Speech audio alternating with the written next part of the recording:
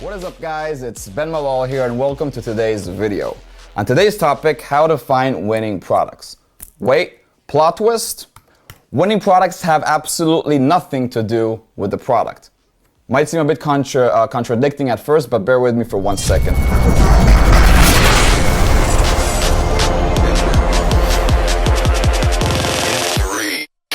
Surprise, motherfucker. If you've ran a Facebook ad in your life, or if you've been doing Shopify for more than a week, you know what I mean by winning products. That product that from the first ad, regardless if you found it on AliExpress or if you're running a Facebook ad or whatever, that product that the second you run that ad, the first day, the second day, ROI is there, purchases are there, and you're profitable. And you know that the second you pump up that ad budget, it's going to the moon. It's basically kind of that jackpot moment that we aspire to get to as every e-commerce entrepreneur, regardless if you're a beginner, an intermediate, or an advanced. That's kind of where we're headed, that golden moment. So bear with me, because what I want to show you is kind of going to baffle you at first, because it does seem a bit contradicting, how to find winning products, but winning products have nothing to do with the product. Well, by the end of this video, I'll promise you that from what you learn here, you're not only going to know how to find winning products, you're going to learn how to turn any product into a winner. What do I mean exactly by that? First, I want to show you something really quick. What do we see here?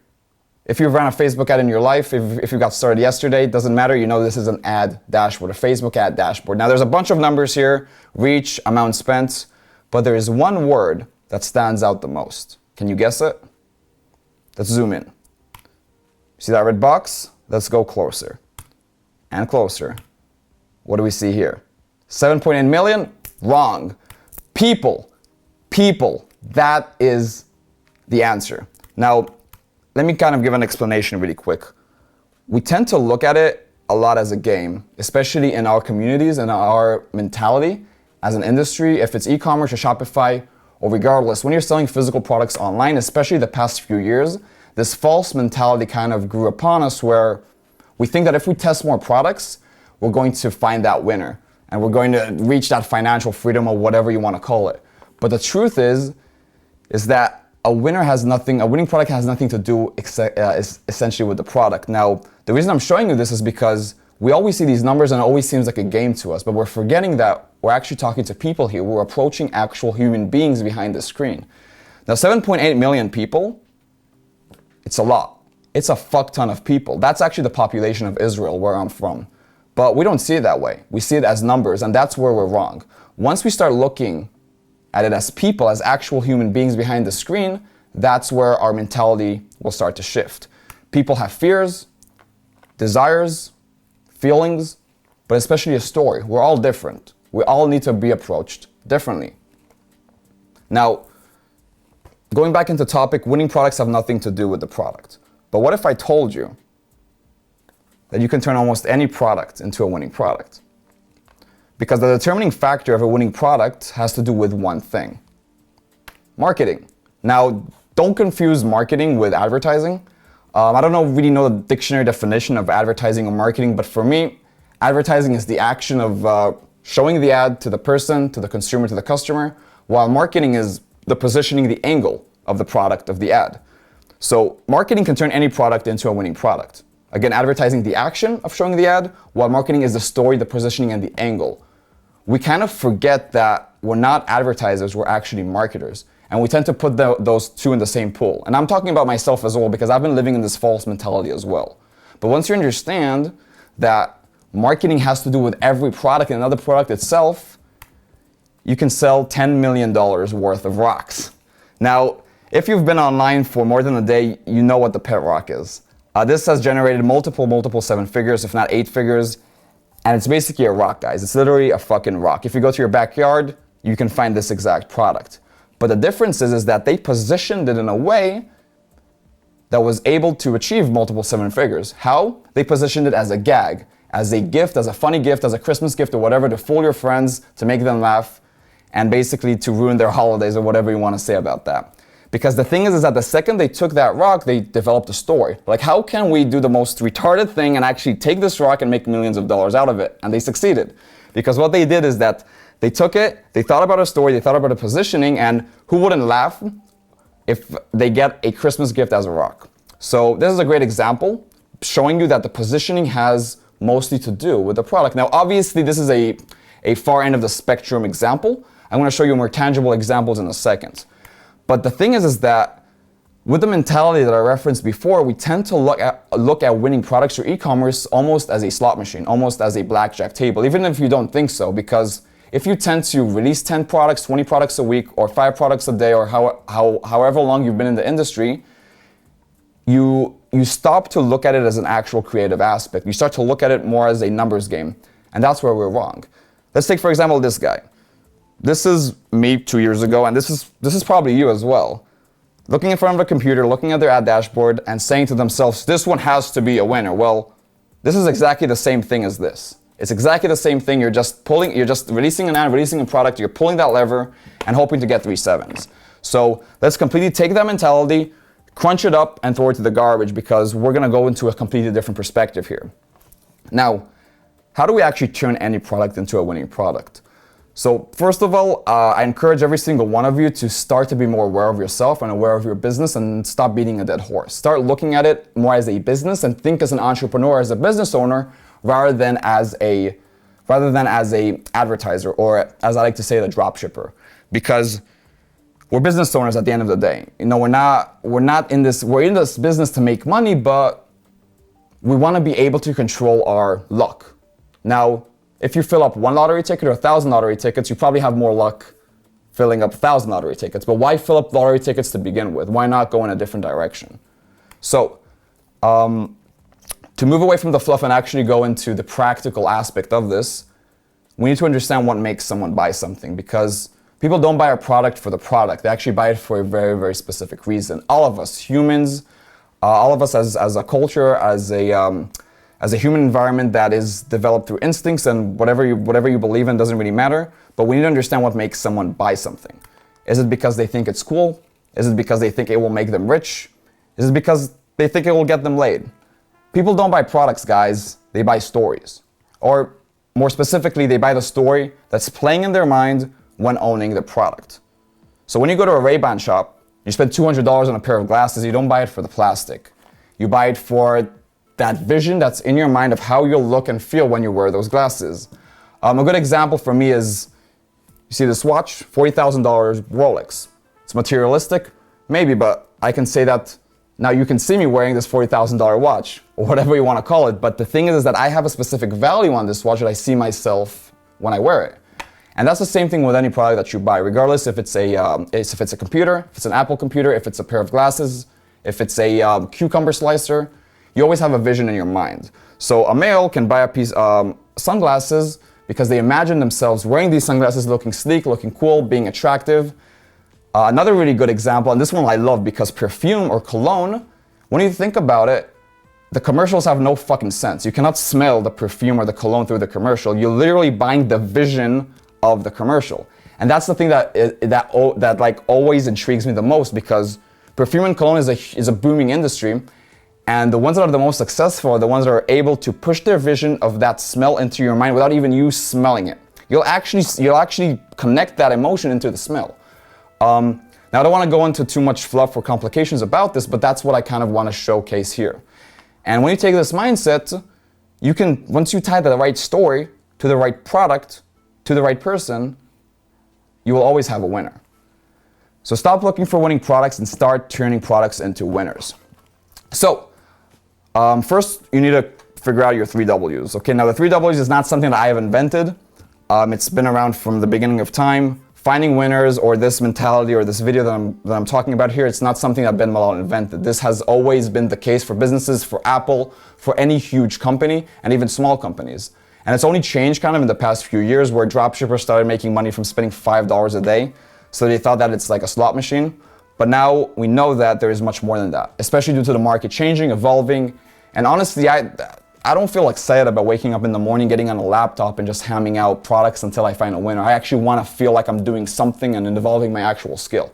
Again, you might be different, but I think it's safe to say that we'll feel more comfortable controlling our results than the results controlling us, if it's from a luck aspect or whatever. Now, let me actually break this down. The 3 W's are what, who, and why. What are we selling? Who is our customer, and why do they need it? Those are the 3Ws. Now, when you attach these 3Ws to a product, regardless of whatever product it is, you're pretty much 90% ahead of the game. What are we selling? Who is our customer? And why do they need it? You think it's pretty self-explanatory, but it's not, because we're actually wrong 99% of the time on the what we're selling and why do they need it. Why do they need it? Most of us don't even fucking think. We just throw it out there and hope that something sticks. So let's take those 3Ws and put it onto a great example that I think all of us know of is the dog LED collar. Now, if you've been doing e-commerce or drop shipping or regardless been on the internet for a while, you know what this product is. It's basically it's a simple product. It's an LED collar. You put it around a dog or cat or whatever pet, and it lights up. It has different colors, and yeah, this went viral a couple years ago, and it probably generated tens of millions of dollars, not from one person, but probably from a lot of different sellers. But there was one particular seller that was able to take this LED collar and turn it into a whole different product. You'll see what I mean. So let me take, for example, the standard e-commerce dropshipper ad copy. And again, don't feel offended if I'm talking specifically to you, because I'm talking to myself as well, and it's okay because we've all done this before. This is your standard ad copy that I see countless times in our industry. Love this LED dog collar? Get it today for 50% off with free shipping. Get it here. Only 250 left. Get it before they're gone. Now, if you're looking at this and you're saying to yourself, wait, what's wrong with that? That looks like excellent ad copy, then continue watching, because this is completely utter bullshit. Why? Well, let me give my friend Gordon Ramsay a say on this. It's disgusting. It's fucking disgusting. Why? Because it has no creativity, no story, and no soul. Basically, when I see this ad, when I see people utilizing this ad copy, this is what comes to my mind. I'm a big SpongeBob fan, by the way, so I always use SpongeBob references, so if you want to get to know me. But what about actually touching a pain point? Well, let's reverse engineer this for a second. First of all, what is our product? Some of you might say a dog LED color. Well, you're right, but not really. Because when we think about it, what are we actually selling here? We're selling a few different solutions. We're making our pet look cool, which results in making us look cool, and we're making our pet more noticeable because it's an LED color, it lights up. So if we actually take one of those examples, making our pet more noticeable, let's think about that for a second. What story can we create with this? Well, if we do a quick Google search, we'll see that millions of dogs and cats were killed on the roads last year due to not being seen at night. Again, you Google it, it's literally the first results on Google. It's a bit of research. You put your mind into it, you'll find almost anything for any product or anything that happens in the world. So millions of dogs and cats were killed on the road last year due to not being seen at night. And this is a big problem, by the way, because you take your dog out at night, I don't know, you keep your door open, a dog wanders into the road and then a car hits it, and unfortunately, he's dead. But when you take this and you think about it, and we go back to one of our what's, making our pet more noticeable at night, we can connect the two. So what are we selling? We solve that. Making pets more noticeable at night. Let's put away the making our dog look cool and the generic ad copy of 50% off, because if you think you can sell stuff just by saying that there's only 200 left or that it's 50% off, then come on. You don't buy it because it's on discount or because there's only 100 left. You buy it because you actually need it. So now that we have our what, let's move to onto our who. Now, who is pretty simple. It's dog owners. We can say cat owners. We can say a lot of other things, but I'd say that 99% of people that buy collars are dog owners. So we're just going to go with this for now. Who is our customer? Dog owners. Now, why are they buying it? To save their dog's life. What are they buying? An LED collar that makes the dog more noticeable at night. Who are they buying? Who's the buyer? Dog owners. And why are they buying it? To save their dog's life. So now it's almost a completely different product. So let's take that and actually put it into perspective here, or like actually put it into tangible terms. Because if we take this example and we actually utilize it in our ad copy, we could come up like this. Now, what you see here is one ad. I basically split it into two because I just didn't have room on the screen. So just look at the left one as the first section and the right one as the second section. So let me read it out loud. Over 6 million dogs were killed last year. Car accident statistics are scary and real. Again, this is all online. I did not invent this. Our LED collar will make sure your loved one is noticeable even on the darkest nights. Get yours here. Link. Most of the time, dogs are hid for a simple reason: they cannot be seen at night if for some reason they wander into the road. The driver only spots them once it's too late. Even with a light colored dog, at night every dog becomes a hidden target. Get the color here, link. So how do we help stop these easily preventable deaths? Simple, make you and your dog more visible at night. With our LED dog collars, you and your dog will be spotted immediately no matter how dark. Get the color here, link, don't become a statistic. Now you can already feel the emotion here. You can already feel that this is a whole different product almost than the ad that I've showed you before, even though it's the same LED color, because what we're doing here is we're taking what we just talked about and we're implementing it into the customer's mind. Rather than trying to sell them on the aspect that it's an LED color, we're selling them on a whole different aspect here. If we break down this ad copy for a second, you can see that there's a few things here. Number one, it starts off with a very, very, very strong headline. Over 6 million dogs were killed last year. Automatically, any dog owner, and I'm a dog owner myself, used to be, now I own cats. I hate cats, by the way. I used to have dogs, I used to have cats. I actually used to have a reptile as well, but let's not get into that now. But over 6 million dogs were killed last year. Automatically, a dog owner will see that, and they'll automatically grab their attention. Our car accident statistics are scary and unreal. Our LED color will make sure your loved one is noticeable even on the darkest nights. Get yours here. So basically what I did here, and sorry, I don't want to say what I did here because I basically wrote this ad copy, but this is based out of a different sales copy from a few years back. So just quick disclaimer, I'm not saying that I've sold millions of this product, but I just taken this example because it's a really, really good example to showcase this mentality. So the second paragraph here, what I did is that I basically summarized this entire ad, because if somebody has already been convinced that they want to buy it, they're just going to go to the link. But the headline is very powerful, it grabs attention immediately. Now, if they did not click that link, then they have more to read. I'm not afraid of long ad copy, by the way. People say that you should only write 4 lines so the user, the customer, doesn't lose attention and wander off. But that's kind of a very scarcity mentality when you think about it, because if you're confident about your product and you're actually a marketer, then you know that if you have 4 lines or 6 lines in your ad copy, that's not what's going to divide a sale or not a sale. So, but I always put the link there just in case somebody has already been convinced. Now after that, it continues to, most of the time dogs are hid for a simple reason: they cannot be seen at night if for some reason they wander into the road. Basically explaining that pain point, explaining that emotion. The driver only spots them once it's too late. Even with a light colored dog, at night every dog becomes a hidden target. So again, I'm continuing to basically sell it, and I'm kind of bringing up to the top some points that some customers might make because they think that they have a light colored dog, so maybe because of that their dog is seen at night. So I'm actually referencing that. And then again, get the color here, another link, another call to action. So how do we stop these easily preventable deaths? Simple, make you and your dog more visible at night. That's the solution. There it is, there is the pain point, and then the solution. With our LED dog collars, you and your dog will be spotted immediately no matter how dark. And then I basically plug the product, get the color here, don't become a statistic. So again, a lot of emotion here, and it's a story. You're actually implementing this idea into their mind. They're not buying a LED color anymore, they're buying this solution. So one ad sells an LED color. That one ad that I'm talking about is the first ad that you've seen with the only 250 left. Get this amazing LED color that had no story. That says an LED color. But this ad saves the life of your dog. You see the difference? It's the same product, but they're positioned in completely different ways, which almost makes them a different product. So let's take what we've just shown you here, and let's create a winning product together.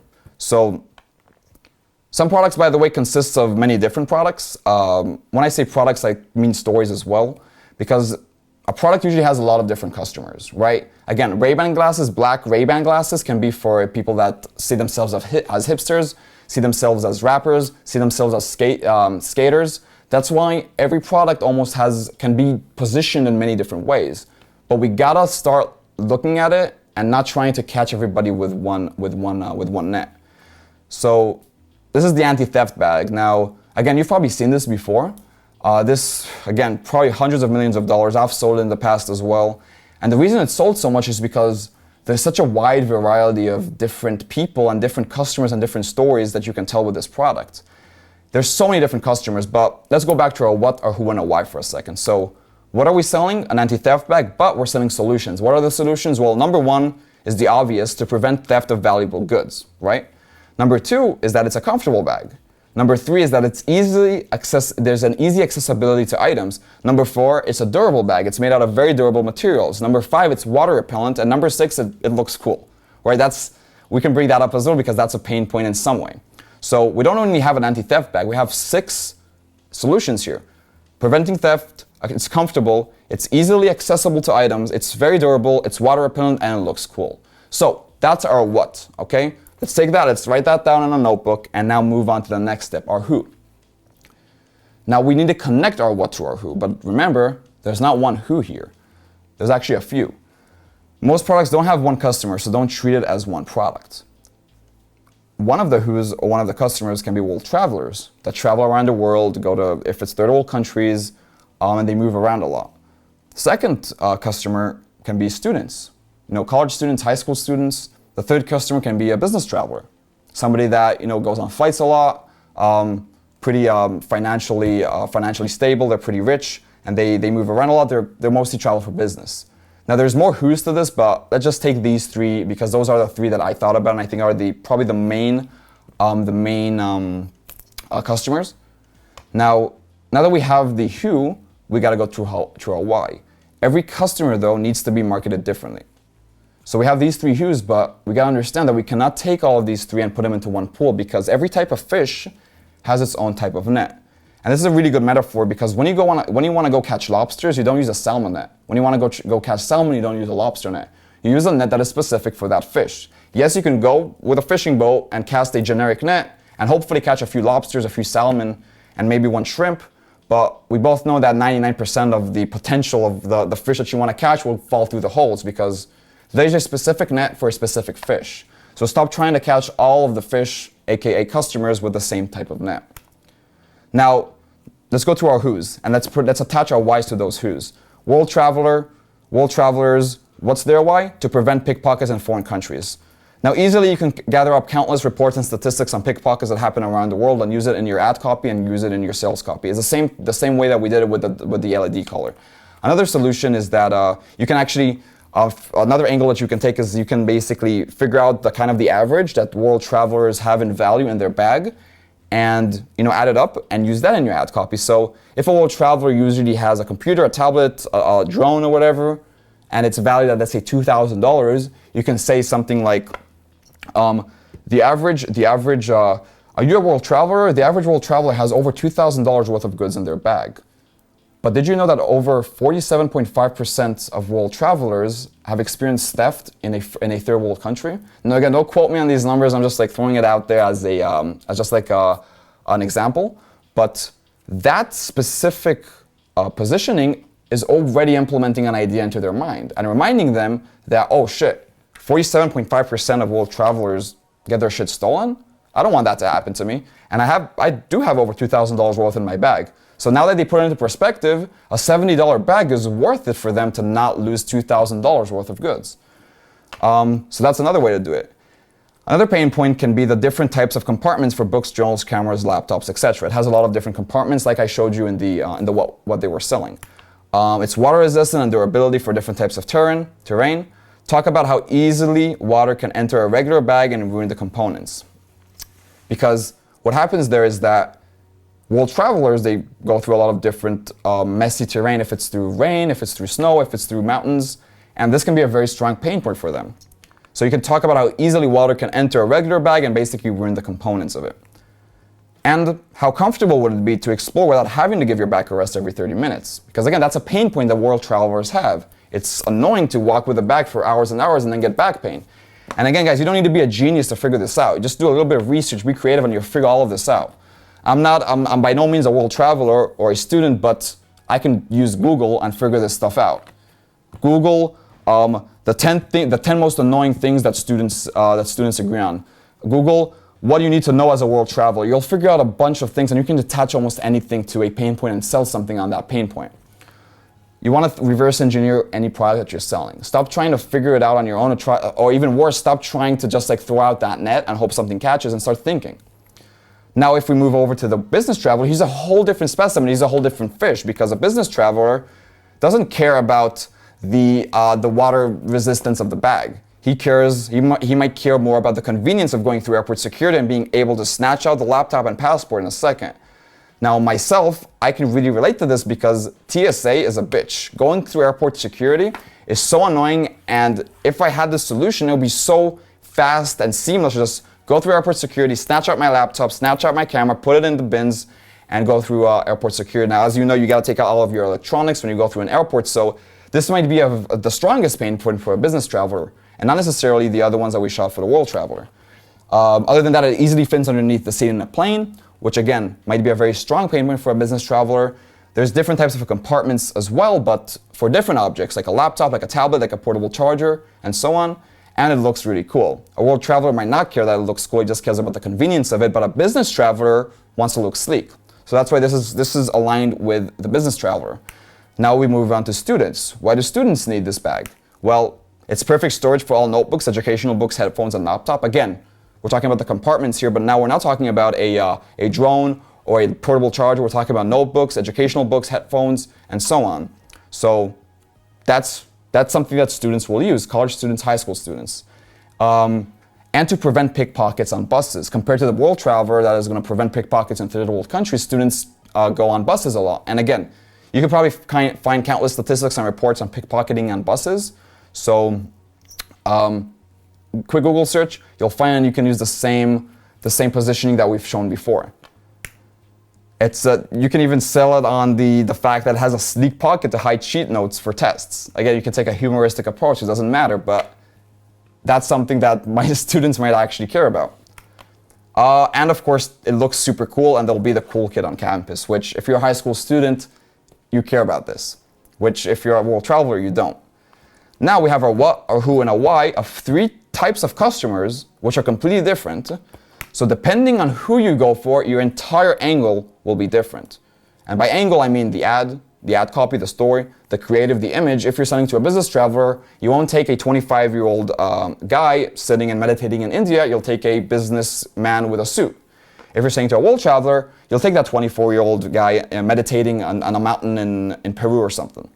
The sales page will be different as well. The copy, the whole page will basically be angled differently. Now don't think that you need to come up with a big production cost, which is like, shipping the bag to you and then doing all of these pictures and videos, because if you can, that's optimal, of course, because then you're really creating a brand for yourself.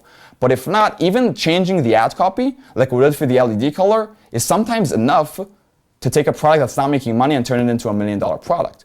Do what you can, and if you can do more, do more. If you can create a video, create a video. If you can ship the product to yourself, ship the product to yourself and take images. But if you can, at least do what you can. And the thing that doesn't cost us money is basically to write up ad copy or sales copy, which is honestly 70% of the solution here. So depending on who you go for, your entire angle and position will be different. So pick the who and base your entire marketing on him. Your entire marketing, base it on him rather than trying to do this generic ad copy that we've shown you before. Now, intangibility, try to even pick the strongest pain points that we've talked about and use that on the ad, because that's the first impression that the customers that use your see. And the rest, you can just put it into the sales page and the product page. Okay, take the strongest pain points and put it on the ad, while take everything else and put it on the sales page, because the ad is the most important. That's the first impression, that's what drives them into your website. So the world traveler, for example, his strongest pain point might be not to get pickpocketed. His second strongest might be it might be to be able to travel comfortably. And his third strongest pain point might be that a bag will withstand terrain and weather conditions. Let me take a quick sip of water.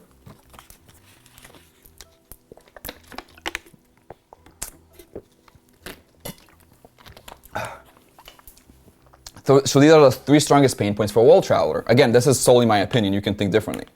A business traveler has completely 3 different strongest pain points. Number 1, the travel convenience of going through airport security. Back pockets fit all items, and it looks cool. Business travelers will care less about pickpockets, by the way, because that's not a concern for them. Like, I don't get concerned about people stealing my stuff because I'm always like in cabs, I'm always in Ubers, I'm going through airports. So why would I sell an anti-theft bag to a business traveler if he doesn't need it? I don't even need to call it an anti-theft bag if I want to. I can call it something else and sell it as the fast airport bag 2000. You know what I mean? Because we're selling a different product to this business traveler, even though it's the same anti-theft bag.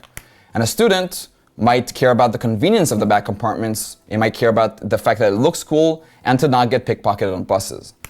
Now, the beautiful thing about this, guys, the most beautiful, and this is what excites me the most, is that you can actually take a product and you can come up with these stories and customers and angle it in a few different ways and almost sell different products, even though you're selling that one product. So what do I mean by that is that if we take this anti-theft bag, and let's say we sell ourselves, we want to sell it to world travelers, but maybe world travelers is only a 5 million audience. But if we sell it to world travelers, students, and business travelers, we can do that. But we're going to create a different ad and a different image to every one of these targets, and even a different sales page, even though we're selling the same product. You can do that, and this way you're touching that pain point, you're touching that exact customer, and you're raising an emotion that makes them more entitled. Not more entitled, sorry, but more their buyer's intent is going to be higher because they feel it's related to them, compared to going generically and just targeting a 50 million audience and just calling it an anti-theft bag. So one product can be many different products if you just market it in different angles. A different ad, a different sales copy, a different image. You can take the same product, have different sales pages, like I said. So don't think that if you decide on one customer that you're basically losing potential, because you can do it for a few different customers, and we've done this countless of times. Even the LED color doesn't only need to be to dogs; it can be to cats as well. You can find get the LED color, take some pictures with cats, and then suddenly you have a dog LED color and you have a cat LED color, and it's the same product. So guys, your homework is, instead of testing 10 different products this week, or 20 or 10 a day, or whatever you do, figure out what story or stories you can tell with one product. Again, guys, what, who, and why. What are we selling? Who is our customer, and why are they buying it? Any product that you take, you just put these three. You just think about these three statements, and like I said before, you can almost turn any product into a winning product. A few more examples can be this salad cutter. Now, it seems pretty self-explanatory. It's like a bowl. You take a knife and you cut a salad, and it basically makes it more convenient, more faster. So really quickly, let's take our what, our who, and our why. What are we selling? A salad cutter? Not really. We're basically selling a convenience for time, right? Where instead of 20 minutes to cut the salad, it's going to take 20 seconds or 30 seconds. Who is our customer? There's a few who's here, but probably the most, the biggest who here is probably mothers, stay-at-home moms that cook a lot, that stay at home with the kids, and so on. Now, why are they buying it? Yes, to save time. That's their what. But why do they want to save time? If it's a busy mom, it might be to get to work faster. But let's actually take even something more powerful than that, because what is a mother's strongest emotion or strongest pain point? Her children. So instead of a salad cutter, what if we utilize a positioning where it says that, why spend 20 minutes cutting a salad when you can spend only 30 seconds and spend more time with your children? Again, just thinking on top of my head here, but you get the point. Stop trying to sell on the product and start creating that story. You can already, if you're a mother, obviously you can already tell that you'll obviously be more aligned with, oh, I'll buy this if I can spend 20 more minutes with my kids rather than spending so much time in the kitchen. That's why it's a whole different product in a way. This one is a 360 panoramic camera. Now, I'm going to give you this example because we actually worked with a client that wanted us to create a story for this product. Can you guess what story we created with this product? Again, it's a 360 panoramic camera. Basically what it does is that you plug it into a light bulb socket, and then you install an app on your phone, and you basically can see live through your phone, no matter where you are, a live view of wherever the light bulb is facing. Can you think? Well, what we did is that we took this, we thought, okay, let's check out what, our who, and our why. What are we selling? A light bulb camera, 360 camera, but what is the solution that we're selling? Well, we're selling essentially a camera, right? But we're selling security in a way, right? So let's move on to our who. Who is our customer? Now, we can come up with a million different who's, but what we did is that we actually took this camera and we turned it into a nanny cam. A nanny cam, if you guys don't know, is basically a camera that it's there to make sure that your children are in good hands when mothers or families bring nannies into their home. So we sold it as a nanny cam. Again, it's just a 360 light bulb camera, but now it's a nanny cam. You see the branding is different. You see some children here. You see nice colors. And again, that we did not take two babies and take a picture of them. This is a stock photo that we bought for $3. We actually didn't even have the product. We just designed it and changed the name of it. Suddenly, it's a nanny cam. Look at this copy, giving you peace of mind while you're away. I'm not going to go dive deep into this and break this all down because it's not important. I'm just trying to deliver the point. But this is a great example of taking a product, creating a story, and tying it to an emotion. If we continue on that sales page, you can even see that at the bottom, we say 10% of profits are donated to Child Help, which is an organization that helps children. Now, yes, we do donate it to Child Help, but the thing is that, yes, we are doing good, but honestly, guys, if you guys are cheap about donating 10% of your profits to a charity, you're not thinking as a business owner. Now, call me materialistic or call me whatever you want, but this increases ROI. This increases ROI more than the 10% that we're paying to the charity. Why? Because mothers see that we stand behind a cause. They see that we actually care about these children. They see that we actually not only sell this product, but we're actually helping a cause. And this cause is aligned with their story, with their emotion. So we're selling this nanny cam, we're selling this security, this convenience, this peace of mind, but we're actually helping children as well. So this not only increases conversion rates, creates stronger brand loyalty and stronger customer relationship, but it increases revenue, even though we're donating 10% of profits. But when you stop thinking as a cheap business owner and how can I increase ROI and reduce expenses, and you actually think about how to be a creative marketer, you understand that these things have a much higher ROI than you think they do.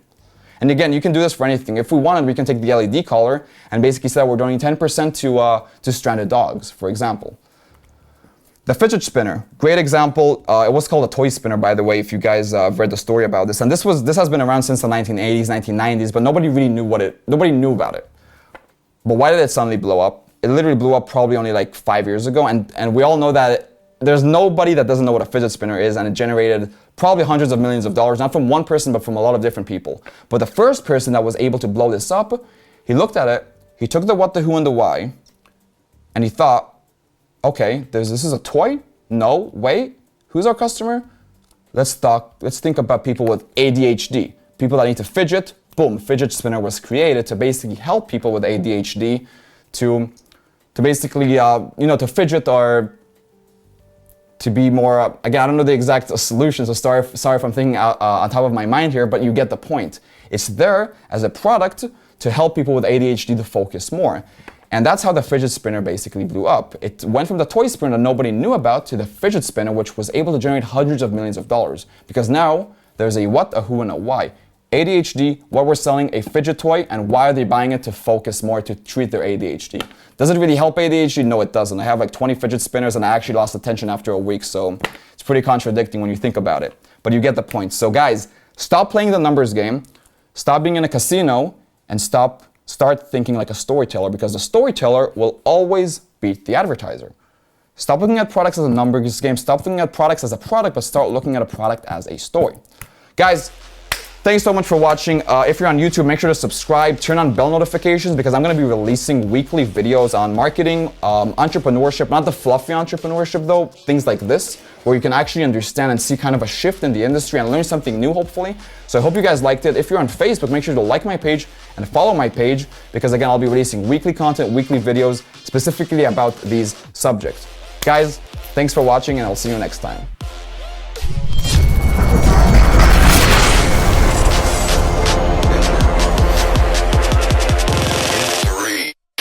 Surprise, motherfucker.